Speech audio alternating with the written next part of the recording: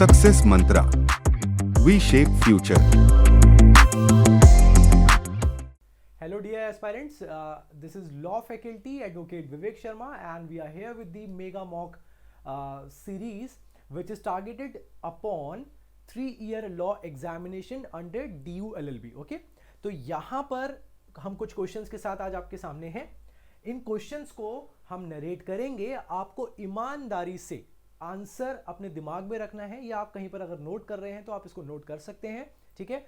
इन questions को पढ़ने के बाद आपको ये समझ में आ जाएगा कि आपको कैसे तैयारी करनी है लीगल करंट अफेयर्स की, क्योंकि DULLB में जो लीगल का सेक्शन है वो इस बार करंट अफेयर से जोड़ा गया है, जो हाल ही में नया इंट्रोडक्शन भी है DULLB के एग्जामिनेशन में. ठीक है. तो चलिए सबसे पहला क्वेश्चन हमारे सामने है, What was the 93rd amendment to the Constitution? 93rd amendment जो था कॉन्स्टिट्यूशन में, बेटा वो किस चीज को टारगेट कर रहा है या किस चीज के लिए वो लाया गया. सबसे पहली बात, 93rd कॉन्स्टिट्यूशनल अमेंडमेंट जो है बेटा कब आया था? 2005 में आया था.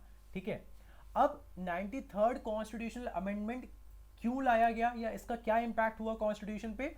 तो ये ऑप्शन डी इसका सही आंसर है. ऑप्शन डी बोल रहा है allowed reservation in admissions for students belonging to schedule caste, schedule tribe and other backward classes in India. कहां दिया हुआ है? आर्टिकल 15 में दिया है. यानी आर्टिकल 15 में 93rd कॉन्स्टिट्यूशनल अमेंडमेंट के बाद एक नया प्रोविजन जोड़ा गया, जिस प्रोविजन की वजह से रिजर्वेशन मिलने लगा स्टूडेंट्स को एडमिशंस में जो कि SC, ST या OBC कैटेगरी में आते हैं. ठीक है. सेकंड क्वेश्चन पर हम आ जाएंगे. तो सेकंड क्वेश्चन है, who headed the first law commission which drafted the Indian Penal Code? अब देखो यहां पर हम ऑप्शन पढ़ के ही समझ सकते हैं, वो नाम हमने बहुत बार सुना होता है पहले भी. ठीक है.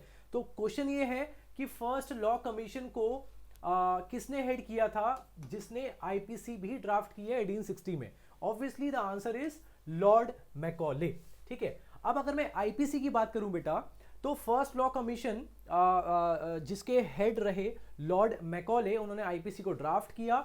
ड्राफ्ट कब हो गया था? 1834 में. ठीक है. कब ड्राफ्ट हो गया था? 1834 में ड्राफ्ट हो गया था. और यहां पर इन्होंने इस ड्राफ्ट को सबमिट कर दिया था 1835 में. ठीक है. Implemented in 1860.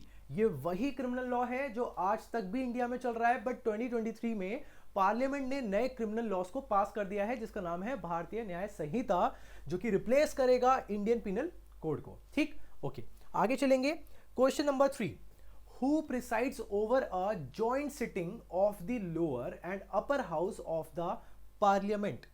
ऐसा कौन है दिए गए ऑप्शंस में जो कि जॉइंट सिटिंग पर प्रिसाइड करता है? किसकी जॉइंट सिटिंग? लोअर हाउस और अपर हाउस, यानी लोकसभा और राज्यसभा की जब जॉइंट मीटिंग होती है तो प्रिसाइडिंग ऑफिसर कौन रहता है वहां पर? इसका आंसर हमें देना है. ईमानदारी से इसका आंसर सोचिए. ठीक है. ईमानदारी से इसका आंसर सोचिए. ठीक है. आई होप आपको आंसर मिल गया होगा. देखो भाई, पहला ऑप्शन है प्रेसिडेंट ऑफ इंडिया, दूसरा स्पीकर ऑफ राज्यसभा, तीसरा स्पीकर ऑफ लोकसभा, या फिर last is leader of opposition. तो क्या लगता है भाई? ऑब्वियसली शुरू के 3 क्वेश्चंस के आंसर आपको लिखे हुए दिख रहे होंगे. ठीक है. बट अब जब मैं क्वेश्चंस पूछूंगा तो अब आपको आंसर बाद में दिखेगा. ठीक है. तो यहां पर the correct option is speaker of the Lok Sabha. ठीक है. कौन से आर्टिकल में दिया है? आर्टिकल 108 में. ठीक है. आर्टिकल 108 में इस बात का आंसर दिया गया है कि जब जब ज्वाइंट सिटिंग होगी लोअर हाउस और अपर हाउस की पार्लियामेंट की, तो जो प्रिसाइडिंग ऑफिसर रहेंगे वो स्पीकर रहेंगे लोकसभा के. ठीक है. Moving forward, just a second.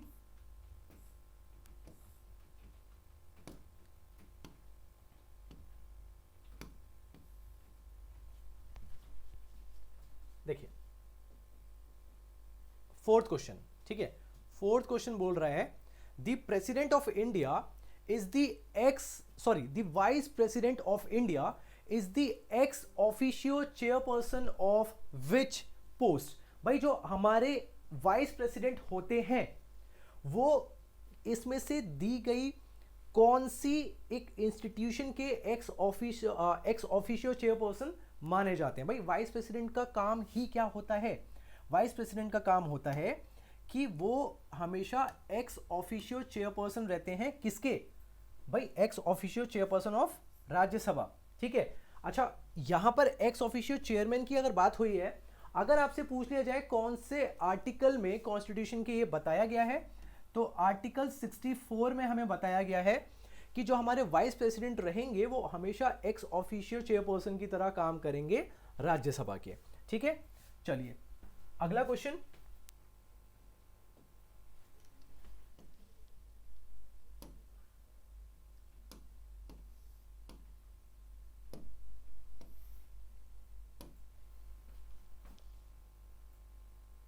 देखिए, next question is what does article 1 of the constitution of India state? Article 1 जो है कॉन्स्टिट्यूशन का, वो आपको क्या बताता है? तो भाई अब जब हमने कॉन्स्टिट्यूशन पढ़ा है, और कॉन्स्टिट्यूशन पढ़ने के बाद बेटा अगर हम आर्टिकल 1 डिफाइन ना कर पाए तो फिर दिक्कत ही है ना, शायद ही फिर हमने कुछ पढ़ा है। तो यहां पर आर्टिकल 1 किसकी बात करता है? आर्टिकल 1 बेटा बात करता है आपकी, कहां गया क्वेश्चन, ये रहा। तो देखिए आर्टिकल 1 किसकी बात करता है? आर्टिकल 1 बात करता है name and territory of the union. So the correct answer will be option D. ठीक, चलिए next is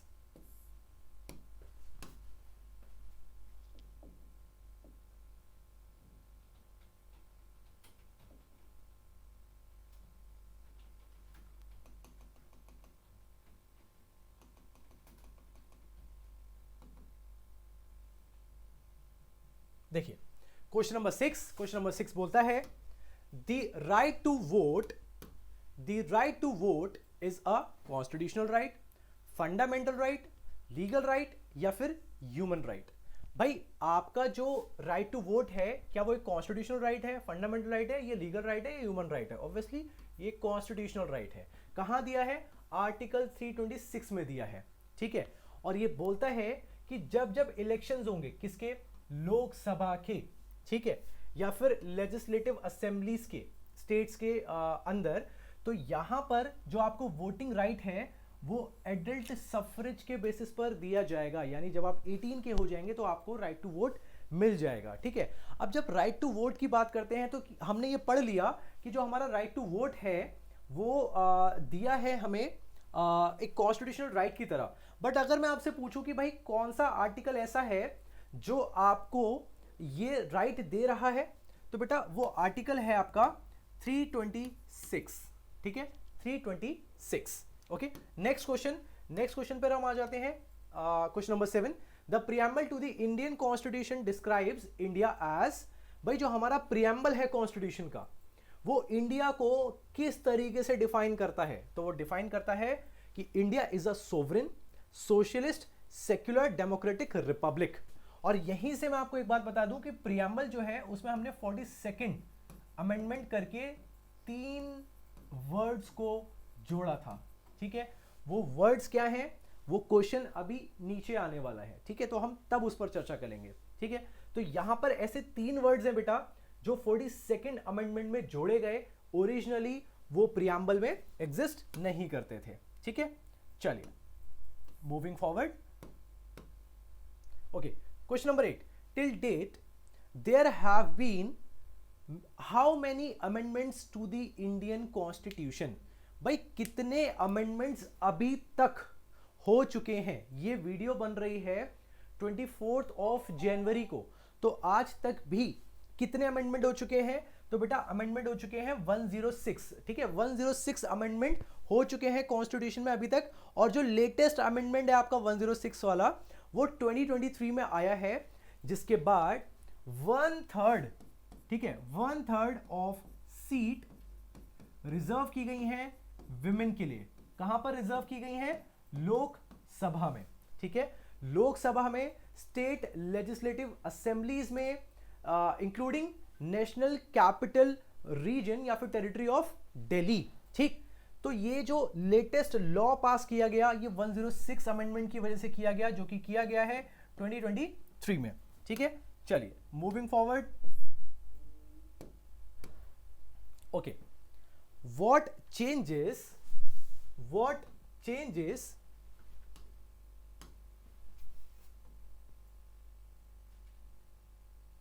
okay what changes did the 42nd amendment to the constitution made to the preamble? ये वही question आ गया. तो देखो यहां आपसे पूछा जा रहा है कि 42nd अमेंडमेंट जो है, ठीक है, उसकी वजह से कॉन्स्टिट्यूशन के प्रियम्बल में क्या क्या बदलाव आए थे. ठीक है, तो इसका ऑप्शन है a, substituted the words sovereign democratic republic with the words sovereign socialist secular democratic और रिपब्लिक. ठीक है, तो यहां पर बेटा ओरिजिनली सोवरेन डेमोक्रेटिक और रिपब्लिक वर्ड हुआ करता था. ठीक है, सोशलिस्ट नहीं था, ठीक, सेक्युलर नहीं था, ठीक है, और एक वर्ड जो आपका देखो सोवरेन हो गया, सोशलिस्ट, और एक वर्ड और है इंटेग्रिटी. ठीक है, वो भी ओरिजिनली यहां से जोड़ा गया है, वो यहां पर मेंशन नहीं है. तो यहां पर इन वर्ड्स को रिप्लेस किया गया 42nd अमेंडमेंट के बाद. Okay, next is which of these is not a constitutional post? इनमें से ऐसी कौन सी पोस्ट है जिसके बारे में कॉन्स्टिट्यूशन में प्रावधान नहीं है, कॉन्स्टिट्यूशनल प्रोविजन नहीं है? वो बेसिकली एक स्टैट्यूटरी बॉडी है. स्टैट्यूटरी बॉडी का मतलब होता है जहां पर पार्लियामेंट किसी बॉडी को क्रिएट करने के लिए किसी लॉ को पास करे. ठीक है, तो यहां पूछा गया है कि नॉट अ कॉन्स्टिट्यूशनल पोस्ट, तो कौन सी है वो post? Finance ministry. Okay, so finance ministry is the correct answer. Okay, now moving forward.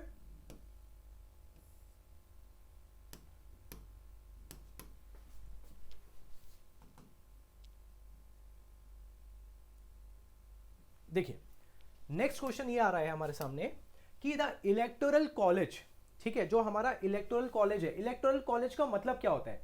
तो बेटा देखो इलेक्टोरल कॉलेज का मतलब होता है कि अगर आप किसी भी किसी भी इलेक्शन में वोट कर रहे हैं तो उस इलेक्शन में वोटर्स कौन कौन रहेंगे, that is electoral college.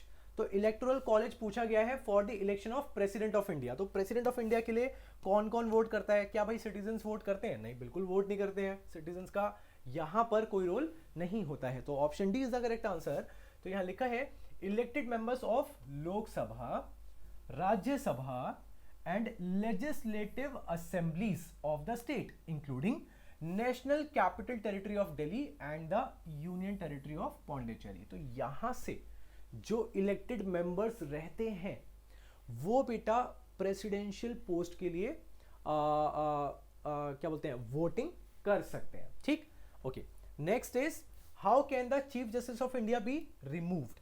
Chief justice of India को अगर आपको रिमूव करना है तो उसके लिए क्या क्या रहना चाहिए, क्या एक प्रोसीजर क्या रहना चाहिए? That is impeachment. बेटा कहां दिया गया है? आर्टिकल 124 में दिया गया है. ठीक है, तो article 124 talks about the impeachment of the जजेस of supreme court. Okay, okay. Next question is who was India's first law minister? Static legal का क्वेश्चन है. तो भाई आपके फर्स्ट लॉ मिनिस्टर कौन थे? Doctor B R Ambedkar. ठीक है, so doctor B R Ambedkar was the first law minister of independent India. Okay, independent India के टाइम पर. अच्छा, कब तक रहे हैं? तो 1947 से 1952 तक. ठीक है, 1947 से 1952 तक. चलिए आगे चलेंगे.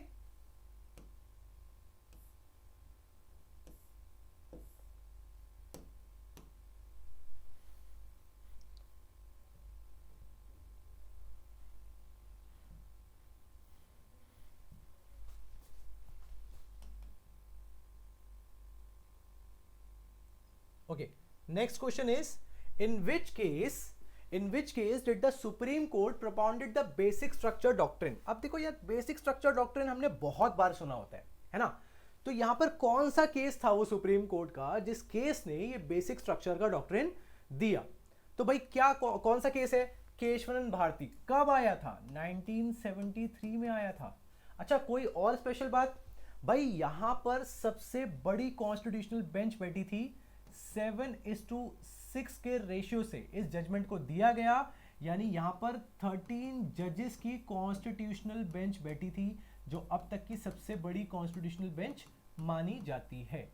ठीक है, तो ये जो 13 जजेस कॉन्स्टिट्यूशनल बेंच थी, इसमें 7:6 के रेशियो से इस जजमेंट को पास किया गया, जिस जजमेंट का नाम आप जानते हैं, Kesavananda Bharati versus union of India, जो कि पास हुआ है 1973 में। Okay, now next question is a minimum of how many जजेस of the supreme court sit in a constitutional law bench. कि अगर आप किसी भी बेंच को ये बोलना चाहो कि वो एक कॉन्स्टिट्यूशनल बेंच है, तो भाई कॉन्स्टिट्यूशनल बेंच के लिए कम से कम कितने जजेस का होना जरूरी है as per the constitution of India. तो क्या लगता है भाई, कम से कम 5 जजेस का होना बहुत जरूरी है बेटा। कहां दिया गया है? आर्टिकल 145 में दिया गया है, आर्टिकल 145 सब क्लॉज 3। उसके हिसाब से ये लिखा हुआ है कि कोई भी वो केस जिस केस में कोई भी ऐसा क्वेश्चन जुडिशरी डील कर रही है जो कि बहुत ही इंपॉर्टेंट है, सब्सटैंशियल क्वेश्चन ऑफ लॉ, और सब्सटैंशियल क्वेश्चन ऑफ लॉ वो भी किस सब्जेक्ट से? कॉन्स्टिट्यूशन के सब्जेक्ट से। तो वहां पर कम से कम 5 जजेस रहेंगे ही रहेंगे। Okay, now next is what is Magna carta. तो बेटा मैग्ना कार्टा हमेशा याद रखिएगा, मैग्ना कार्टा वो फर्स्ट इंग्लिश डॉक्यूमेंट है जिसमें हमें फंडामेंटल राइट्स का ट्रेस मिलता है सिटीजन्स के लिए। ठीक है, so that is Magna Carta. Magna carta एक बहुत पुराना डॉक्यूमेंट माना जाता है बेटा, जहां पर हमें ट्रेस मिलते हैं कि सिटीजन्स ह्यूमंस को फंडामेंटल राइट एक्सप्रेसली दिए गए। ओके, नाउ नेक्स्ट 17 क्वेश्चन हमसे बोल रहा है which is the biggest parliamentary constituency with the largest electorate after delimitation. तो इनमें से कौन सी वो कॉन्स्टिट्यूएंसी है जिसमें सबसे ज्यादा पार्लियामेंट्री सॉरी जो सबसे बड़ी मानी जाती है डिलिमिटेशन के बाद? सो the answer is Unnao. Unnao is in UP. Okay, next is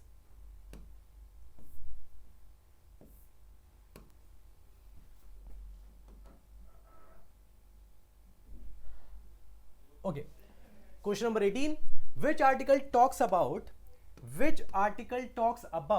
the election of vice president? ठीक है, which article talks about the election of the vice president? that is article 66. ठीक, next is who is the current president of international court of justice? अभी के time पर जब ये video बन रहा है तो आज के टाइम पर इंटरनेशनल कोर्ट ऑफ जस्टिस में प्रेसिडेंट कौन है? तो याद रखिएगा बेटा, Joan E Donoghue is the president of international court of justice और ये यूएसए से हैं। ठीक है, so he is the president. Now question number 20, who was the first female high court जज इन इंडिया? ऐसी कौन जज रही हैं जो फर्स्ट टाइम हाई कोर्ट जज बनी और फर्स्ट टाइम महिला हाई कोर्ट जज बनी? ठीक, तो What is the answer? The answer is Justice अन्ना चंदी। ठीक, तो जस्टिस अन्ना चंदी जो है वो फर्स्ट फीमेल हाई कोर्ट जज रही हैं। ठीक है, कब से कब तक रही हैं? तो देखो यहां पर वो हाई कोर्ट की जज बनी थी 1959 में। ठीक है, 1959 में वो फर्स्ट फीमेल हाई कोर्ट जज बनी। अच्छा, फर्स्ट फीमेल जज बन रही हैं कब? 1937 में। ठीक है, 1937 में वो फर्स्ट फीमेल जज बनती हैं। चलिए आगे,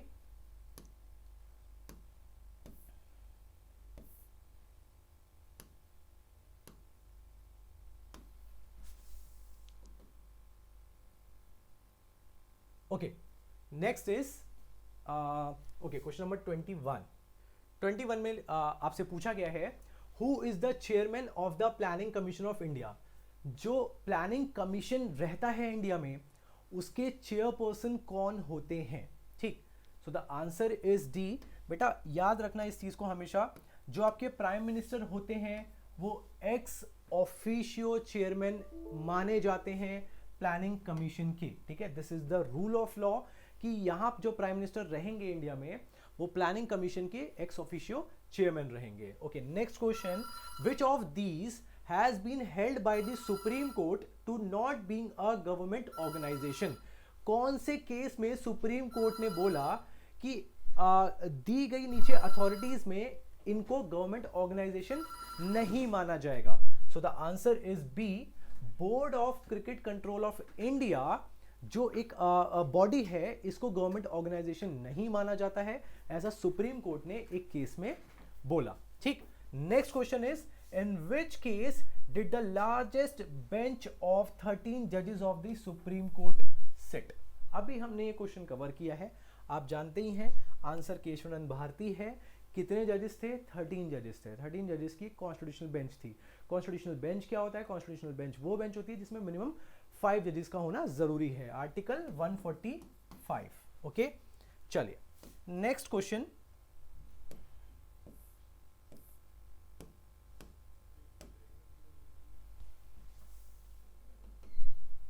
Oops.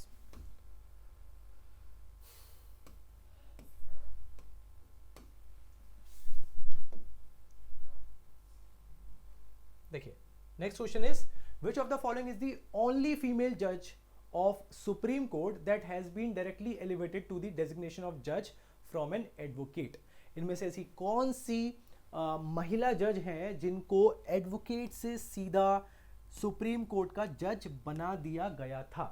तो वो कौन जज हैं बेटा? याद रखिएगा, जो जस्टिस इंदु मेहरोत्रा हैं, ठीक है, जो जस्टिस इंदु मेहरोत्रा हैं वो ऐसी जज हैं जिनको सीधा बार से अपलिफ्ट किया गया है। बार क्या होता है? बार का मतलब होता है बेटा एसोसिएशन ऑफ एडवोकेट्स, ठीक है। तो यहां पर सीधा बार से आपको अपलिफ्ट करके सुप्रीम कोर्ट जज बना दिया गया है, ठीक है। और पावर किस पर होती है? ऐसी प्रेसिडेंट पर होती है, ठीक है। तो यहां पर ये चीज प्रेसिडेंट करते हैं। चलिए नेक्स्ट,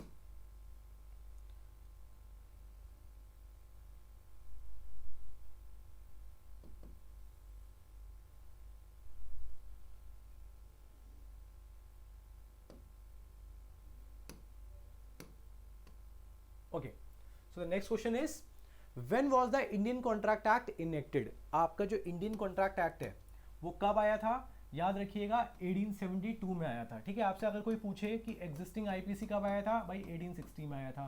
कॉन्ट्रैक्ट 1872 में आया था। कॉन्स्टिट्यूशन आपको पता होना चाहिए, कॉन्स्टिट्यूशन भाई पार्शली कुछ इसके चैप्टर्स को, ठीक है, कुछ इसके पार्ट्स को, कॉन्स्टिट्यूशन के कुछ पार्ट्स को हमने इनैक्ट किया था और इन्फोर्स किया था 26 नवंबर 1949 and it was fully enforced in January 1950, ठीक है।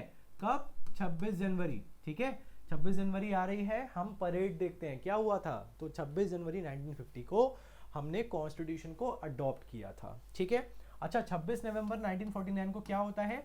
तो 26 नवंबर 1949 को, सॉरी, आज के टाइम पर हम 26 नवंबर को मानते हैं लॉ डे, यानी कानून दिवस। ओके, चलिए next question is the fundamental right of the prohibition of traffic in human beings and force labour is contained in which article of the constitution? वो कौन सा आर्टिकल है कॉन्स्टिट्यूशन का जो एक फंडामेंटल राइट देता है कि भाई traffic in human beings and force labour prohibit है इंडिया में, यानी हमें एक्सप्लॉयटेशन नहीं करना है। तो वो आर्टिकल है बेटा आर्टिकल 23, ठीक है। Now the next question is the number of times financial emergency has been declared in India? Financial emergency को इंडिया में कितनी बार लगाया गया है? फाइनेंशियल इमरजेंसी आर्टिकल 360 में दी गई है। क्या फाइनेंशियल इमरजेंसी इंडिया में लगी है? नेवर, आज तक नहीं लगी है, ठीक है। पैसा बहुत है, ठीक। चलिए the number of high court in the number of high courts in the country, हमारे इंडिया में टोटल कितने हाई कोर्ट्स हैं? इस बात का आंसर मैं चाहूंगा कि आप एक बार सोच लें कि भाई कितने हाई कोर्ट हमारे कंट्री में हैं।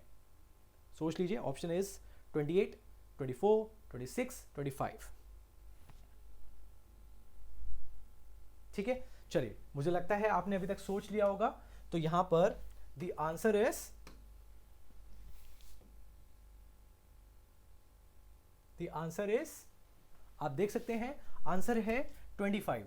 सर स्टेट्स तो ज्यादा है, हाई कोर्ट कम है। बेटा हाई कोर्ट इंडिया में कुछ कुछ ऐसे हैं जिन हाई कोर्ट्स के पास मल्टीपल स्टेट्स की जुरिडिक्शन भी है इंडिया में, ठीक है। तो ऐसे भी हाई कोर्ट्स हैं, तो उस हिसाब से यहां पर सिर्फ और सिर्फ 25 हाई कोर्ट्स इंडिया में है। Who appoints the chief justice of high court? High court के चीफ जस्टिस को कौन अपॉइंट करता है? प्रेसिडेंट करते हैं। किसकी कंसल्टेशन से? With the chief justice of India and the governor of the state, ठीक। तो इनकी कंसल्टेशन के साथ प्रेसिडेंट जो है वो चीफ जस्टिस अपॉइंट करते हैं हाई कोर्ट के कौन से आर्टिकल में दिया गया है? तो आर्टिकल 217, ठीक है। Article 217 talks about the appointment of the chief justice of a particular high court which is to be done by the President of India in consultation with the Chief Justice of India together with the Governor of the state. Okay. Next question, which article of the Constitution of India states that the law declared by the Supreme Court to be binding on all courts? कौन सा article है? Article 141 जो ये बोलता है कि supreme court अगर एक बार कुछ कह देगा तो इंफीरियर कोर्ट्स जो है वो बाउंड है उसके डिसीजन को मानने के लिए, ठीक है। रेशियो डिसेंडाई ऑबिटर डिक्टा, ये कुछ ऐसे टर्म्स हैं जो इस आर्टिकल के थ्रू आप पढ़ सकते हैं, ठीक है। चलिए next is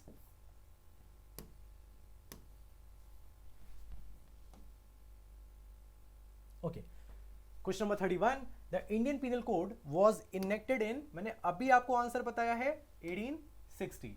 Who among these enjoy the post of cabinet rank minister? इनमें से कौन ऐसा है जिसको कैबिनेट रैंक मिनिस्टर की पोस्ट मिलती है? तो वो है बेटा leader of opposition in the lower house. Lok Sabha में जो अपोजिशन लीडर रहते हैं, ठीक है, वो इस रैंक को होल्ड करते हैं। कैबिनेट मिनिस्टर रैंक उनको दी जाती है। By which amendment to the constitution was the minimum voting age reduced from 21 to 18? भाई पहले 21 साल हुआ करती थी, अब 18 साल हो गई है। तो वो कौन सा अमेंडमेंट था जिसकी वजह से ये हुआ? तो बेटा वो अमेंडमेंट है आपका कौन सा? 61st amendment. Okay, 61st amendment की वजह से आज आपको वो एज 18 देखने के लिए मिलती है, ठीक है। ओके, मूविंग फॉरवर्ड,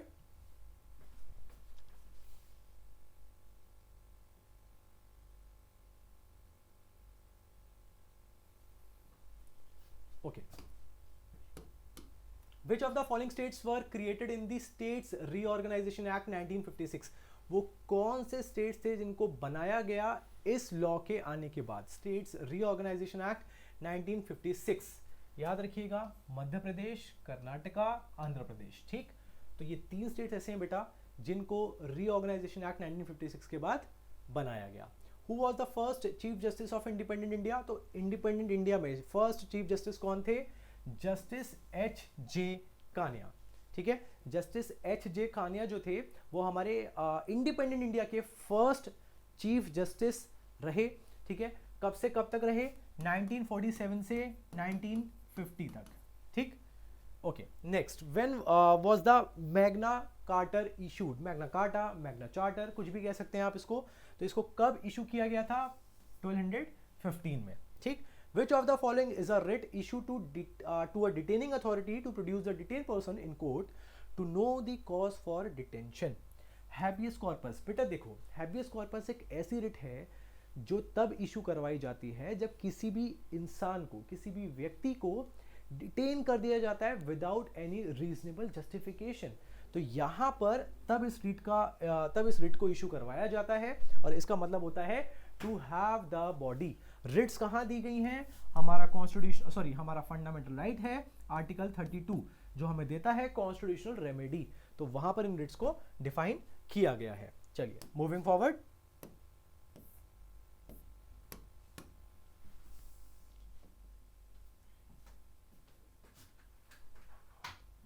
ओके, लिखा है नेशनल लॉ डे कब मनाया जाता है?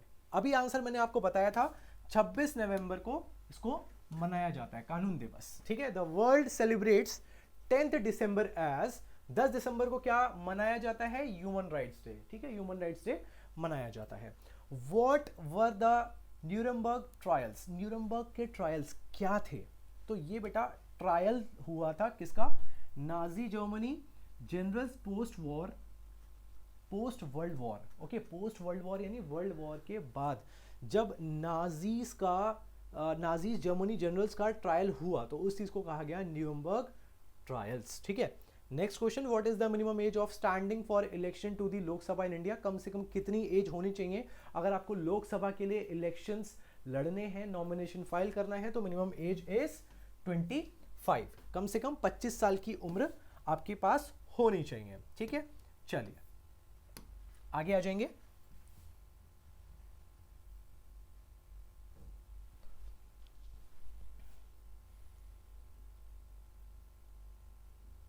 ओके, क्वेश्चन नंबर 42, ठीक है। क्वेश्चन नंबर 42, क्वेश्चन नंबर 42 बेटा आपसे बोल रहा है what is the permissible maximum strength of a council of ministers. Council of ministers की कितनी परमिसिबल लेंथ दी गई है कॉन्स्टिट्यूशन के हिसाब से। तो बेटा कॉन्स्टिट्यूशन के हिसाब से अगर हम जा रहे हैं तो पहले हमें पढ़ना होगा आर्टिकल 72 और आर्टिकल 75, ठीक है। आर्टिकल 75 हमें बताता है कि 15% of the total strength of the lower house, यानी लोकसभा में जितने भी लोग रहेंगे उसका कम से कम 15%, ठीक है, कम से कम 15 नहीं, ज्यादा से ज्यादा 15% आप रख सकते हैं स्ट्रेंथ किसकी, काउंसिल ऑफ मिनिस्टर्स की। Who was the first women जज, next question, who was the first women to become a member of the union cabinet in free India. जब हमारा इंडिया आजाद हुआ तो यहां पर वो पहली कौन महिला थी जिनको यूनियन कैबिनेट का सदस्य बनाया गया। सो दैट इज राजकुमारी कौर, ठीक है। राजकुमारी Kaur was the female who became the member of union cabinet in the free India. Okay, next is on whose request can the president dissolve Lok Sabha। लोक सभा को जब डिसॉल्व करने की बात आती है तो president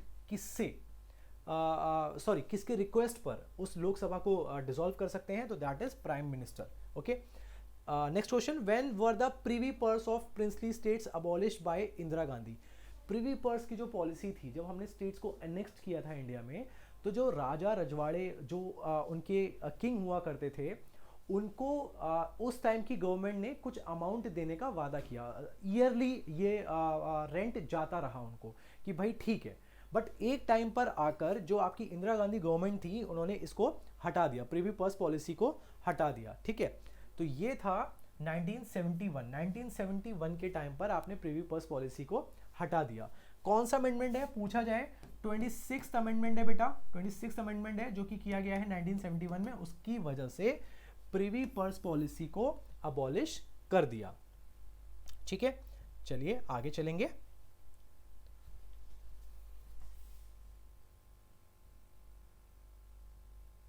okay, next question, which Indian was the president of international court of justice. तो इंटरनेशनल कोर्ट ऑफ जस्टिस के इनमें से कौन प्रेसिडेंट बने हैं या बन चुके हैं पास्ट में, तो that is justice Nagendra Singh, ठीक है। जो जस्टिस नागेंद्र सिंह है वो आपके इंटरनेशनल कोर्ट ऑफ जस्टिस के प्रेसिडेंट रहे हैं, ठीक है। कब से कब तक रहे हैं, देखिए इनका जन्म कब हुआ, तो इनका जन्म हुआ बेटा 1914 में, ठीक है, एंड ही डाइड इन 1988, ठीक है, 1988 में इनकी डेथ हो गई। और ये एक इंडियन लॉयर थे, ठीक है।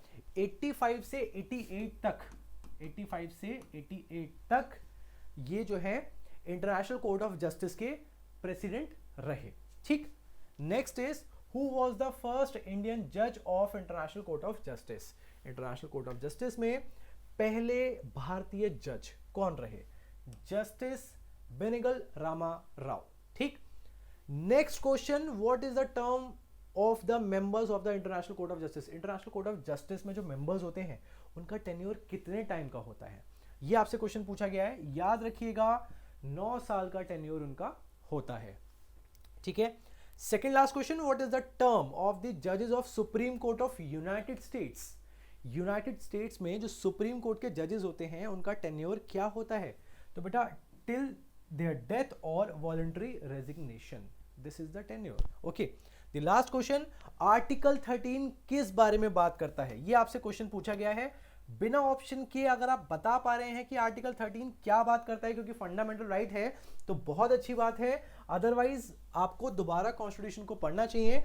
आर्टिकल 13 जो बेटा बात करता है वो बात करता है laws that are derogatory to fundamental rights, वो लॉज जो इंडिपेंडेंस से पहले या फिर पोस्ट इंडिपेंडेंस ऐसे लॉज हैं जो आपसे आपके फंडामेंटल राइट्स को छीन रहे हैं, तो बेटा ऐसे लॉज को आप चैलेंज करके स्ट्रक डाउन करवा सकते हो जुडिशरी की मदद से। ऐसा एक फंडामेंटल राइट आपको दिया गया है आर्टिकल 13 में, ठीक है। आई होप आप समझ पाए होंगे इन क्वेश्चंस को देखने के बाद कि आपको तैयारी किस तरीके से करनी है, चाहे वो स्टैटिक की बात कर रहे हैं या फिर करंट की बात कर रहे हैं, ठीक है। मैं मिलता रहूँगा आपसे और ऐसे सेशंस को लेकर, ठीक है। ये सिर्फ पहला सेशन है, अभी और भी सेशंस आएंगे, ठीक है। तो मैं मिलता रहूँगा। Till then take care, bye bye.